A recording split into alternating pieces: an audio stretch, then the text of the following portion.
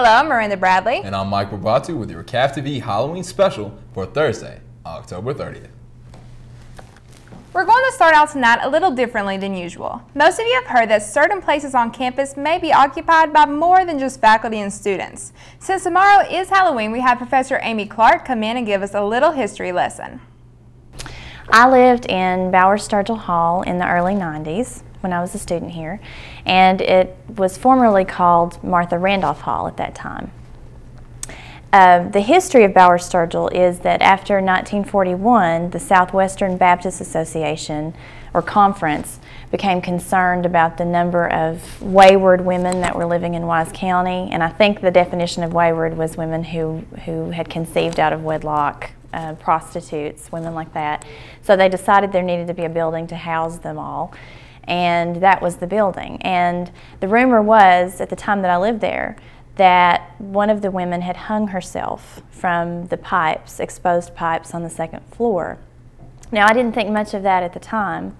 I didn't think it was true, so it just sort of went in one ear and out the other. But there was a night when I spent the night alone in that building because I was living there. I was there during the holidays, and everyone else had gone home already, and I had to stay a little longer because I had a job in town. So I was upstairs, which is where the kitchen area was, and I remember I was making hot cocoa. And at the time, if you think about BOWERS-STURGILL now, everything is enclosed, but on the second floor, which is facing the baseball field, there used to be an exposed porch where people could go out and sit and talk, and that was just off the kitchen area. When I was making the cocoa, I remember the temperature dropped suddenly, several degrees. And I couldn't figure out why that had happened.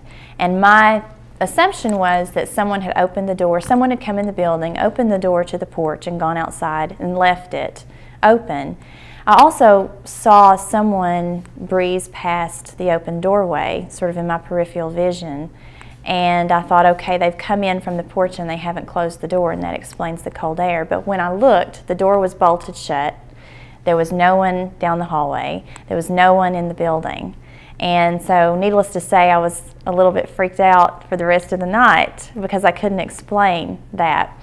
Later, when I started to do some research, I found out that people who had lived in the building in the 1950s and 60s and 70s, people who had lived there 20 years apart from each other and didn't know each other, had experienced similar things.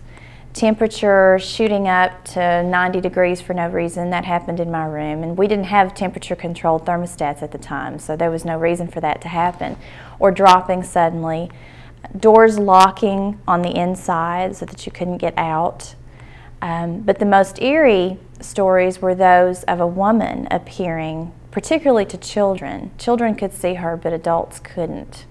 And I remember one story of someone telling me that a child was playing with an imaginary friend and was asked who she was playing with, and she said, the nice lady.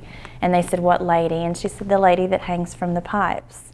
And so if I had known then what I know now about BOWERS-STURGILL, I probably would not have stayed another night there.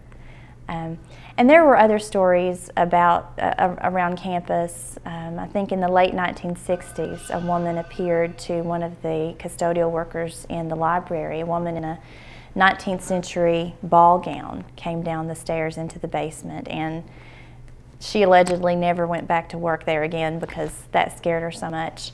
Crockett Hall, when the college was a poor farm, Crockett Hall, from what I understand, housed the bodies before they were buried, housed the caskets. And so there have been eerie things that have occurred in Crockett Hall, faucets turning themselves off and on, doors slamming closed for no reason, eerie sounds, people being sighted, ghosts sighted here and there. So this is definitely a haunted campus.